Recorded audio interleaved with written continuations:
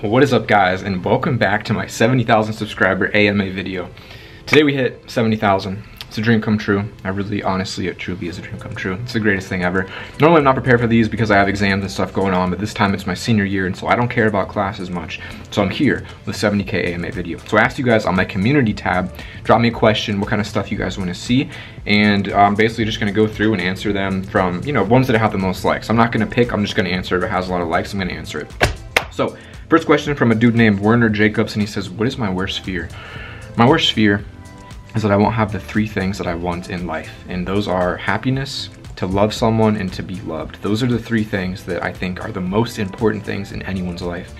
And I feel like my worst fear would be to get to a point where I just don't have those. I'm not happy, I don't have someone to love or love me or whatever it is. I think that would be the worst nightmare ever. So those would, that's definitely my answer. Those are the three things I want more than anything. And however you get them, there's a lot of ways. But that would definitely be my worst fear, dude. That would suck to live a life without happiness or love or anything. There was actually a survey recently. They polled people to see if there was one emotion that they could always have, what would it be? Love was the #1 by like 90%. It's just the best emotion. Next question from Sniper Beast. He says, will you play ARK on PS4 with some fans? And just to answer that question, probably not. I don't see myself getting a PS4 or Xbox One. Even though I would love to play with you guys, it's just not really a wise investment because I don't really play ARK unless I'm recording, and frankly I haven't played a lot lately anyway, and so I don't see myself just logging on to play. I have so much going on in my life outside of YouTube that I hardly have time to play with friends and stuff, and so I'm just sorry, I'm burping. I'm drinking some very delicious pop. It's not healthy, but it is what it is. Mr. B says, why did you start doing YouTube? I started because I wanted, and I felt like I could be more than just an engineer, I wanted to not just be someone who goes to work every day and just does that. Like, I felt like I was meaningless. Life felt so boring to me. And so when I was able to find meaning in making these videos, and I found out that I was able to help people because I've been through so much stuff, and so many other people have too, I was like, this is the most amazing thing ever. Like finding out that my parents' divorce, which by the way, the anniversary was yesterday, I haven't seen my mom in a year, was something that a lot of people related with. A lot of people were like, wow, that sucks, I'm going through that too. And like, I could help people through that and through all these surgeries and all kinds of stuff that's happened. And so like, I never really had anyone that was there to help me. And so I feel like the fact that I can be there to help you guys through whatever it is, through private messages or videos or whatever, it's made it unbelievably worth it. And so I fell in love with that aspect after starting. But the reason I started originally is just because I wanted to be more than what I was, I guess. I felt like I had more to give, and I really liked making videos. Typical Ken Game Probo says, what is your dream car? That would be a orange Lamborghini Aventador. And if I ever make it big, I'm getting that. It's gonna be freaking sweet. Nurku, if YouTube didn't pay money, would you still do it? If so, why? Yes, I would. And frankly, I don't make that much now. I can barely afford my rent. And why is because I feel like, I kind of answered it already. I feel like this makes me have like a reason, it gives me a good reason to live and like improve on things. Like, a lot of people become depressed because they're not improving themselves. So if you're not improving yourself, whether your fitness, your mental ability, your whatever it is, you're not improving it, you feel like you're stagnating, you become depressed. And so YouTube gives me this ability to always push myself, learning how to thumbnail, learning how to make a website, work with contractors, make videos, edit, my personality. There's so many things I can work on every single day, and it improves me as a person. And so ultimately that's why I make it, because it helps me push myself. And like, you guys wouldn't believe how weird, like look at my first videos, they were so bad, and I'll sure this will be later, but like, it's just crazy how much better I've gotten, and seeing that progress really helps me. I love it. Idly Gamma says, what inspires you every day to wake up knowing it's going to be a challenge between college and YouTube? And what inspires me is that I just have a drive. I just have a drive to be successful, and I do whatever it takes to get there. So if I have to study for 12 hours for an exam and then come back and make a video and get 3 hours of sleep, that's what I got to do. And that's part of the grind, and that's part of the process to being successful. And I enjoy it. I love it. I love that grind. And it comes at a cost. I've lost relationships because I've put so much work into myself and my videos and work and school and everything that they're like, you don't have time for me, which is true. And I have some minor regrets in that area of things, but ultimately I have a pretty long-term plan, and it involves a lot of work now so that I can enjoy what I want to do in 10 years. Purple Cow, what's up, my dude? He says, what is, oh geez, open up a ninja video. He says, what is your favorite game you've ever played? I'm gonna have to go with, hands down, Pokemon Emerald. I have so many memories with that game that nothing will ever beat it in my entire life. That's the greatest game. Or RuneScape. I played a lot of that game back in the day. All right, another question here from Callum Hadding. I don't know if I'm saying these right. He says, what keeps you dedicated and motivated? I find it very difficult in fast-paced world of entertainment and bombardment to be dedicated to a few select things. And again, it's all tied back to what your blueprint is for life. Like, every one of us has a blueprint for life. Your blueprint includes how you want to live. Like, do you want to live in like a middle-class house with a dog and a beautiful wife and 3 kids and you play hockey or something? Like, you have a blueprint on what you want your life to look like. And so everyone has it. So once you don't meet that blueprint, once your blueprint is not being matched by your actual life, you become depressed. So everyone has a blueprint for what their body looks like. My blueprint is I need to be super fit. All right, I need to have a 6-pack, which I currently don't have, kind of.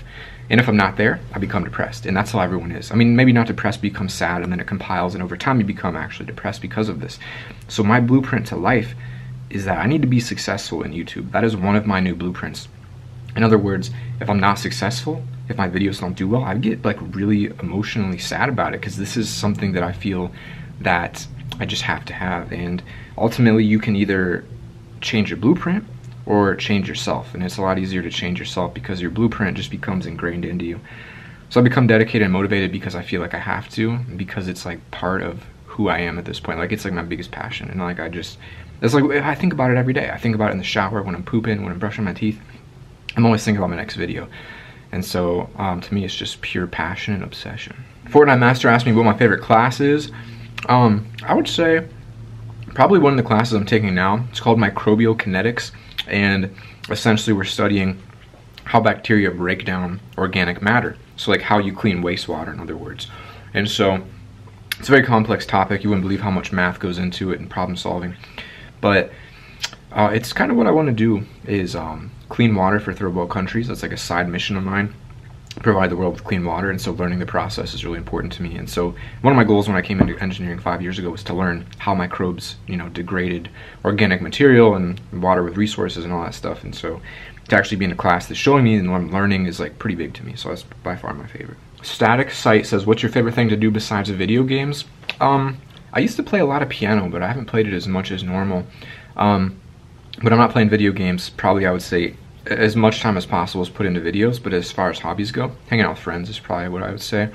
Going out to friends' places, you know, playing soccer. I do like soccer, but anything social really I enjoy. It's kind of nice to break up when you're working for 15 hours, you know, straight. It's nice to just go to friends, chill, and just turn your brain off. Super important to do that, by the way.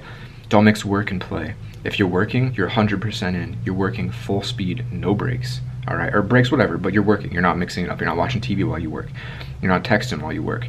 And then when you're having fun, you're not working. So you're not at the beach typing up an email, or you're not at your friend's house typing up an email or taking a phone call. Completely split them, and you're gonna be able to get way more accomplished. It's amazing. Definitely try it. All right, change of scenery here because for some reason my phone is no longer showing it, so I gotta read in from my computer. So, the lighting's not as good, but it's all right. It's all right. We'll make it work. So I have a question from Alex Gaming, and he says, would you go back in time to teach the old LoverFella something? Perhaps a mistake. Basically, invest, for example, invest in gold, make a lot of money, or give yourself advice in the past. Basically, I would not do that at all. I wouldn't say anything to my past self because the mistakes that I made were the most valuable lessons I've ever learned. Some of the mistakes I've made have cost me probably thousands and thousands and thousands of dollars. I've had videos that could have been viral if I did something small and tweaked it. I've had opportunities to make videos grow beyond belief that I just missed because I didn't realize that was a thing. And so I look at my videos, my top videos, and so many of them could have been so much more if I did a couple of things differently. And I wouldn't trade that for the world because next time it happens, I won't make that mistake and it will grow. And so I would probably not go back and I wouldn't change anything. I'm happy with where I am right now. Sargis Gukaskan says, what type of kid were you in high school? So in high school, I was like, I mean, I don't want to say I was like a popular kid, but I was like, you know, I was like kind of in that zone, I guess. I don't really, like thinking back to it, I can't remember. I mean, I played sports and I was in like the smart classes, whatever you call that, student athlete zone. So, I mean, that's kind of where I was, hung out with a lot of kids that were really smart, that are becoming pharmacists and engineers and computer programmers now. So a lot of those guys did pretty well for themselves. And I mean, you know, I just played a lot of sports, really, a lot of soccer. It's pretty much what I was like in high school. Gold Shots has a question. He says, what content do you see yourself making in the future, and would you ever do it on anything besides PC? I already answered that. Won't do it on anything besides PC, but as far as content in the future, I don't know. You know, that's always a struggle because I can't keep doing the same thing forever. That's a horrible way to live life. And I'm the type of person that really needs change pretty frequently, and so I would see myself adding new content and testing new styles of videos constantly. Like, I try to do one new style a week right now just to push myself, and so I don't see myself staying to any particular game for too long. But as far as like an actual schedule, I have no idea what it's gonna be like. Like, I just kind of go with it, and I'm like, you know what, this game's fun, let's play it. This game has a lot of views, let's do that more, and just kind of I mold and go with the flow, and you know, it usually works out. Alright, we're going to answer one more question from Crisscross Gaming, and he says, what was your younger life like?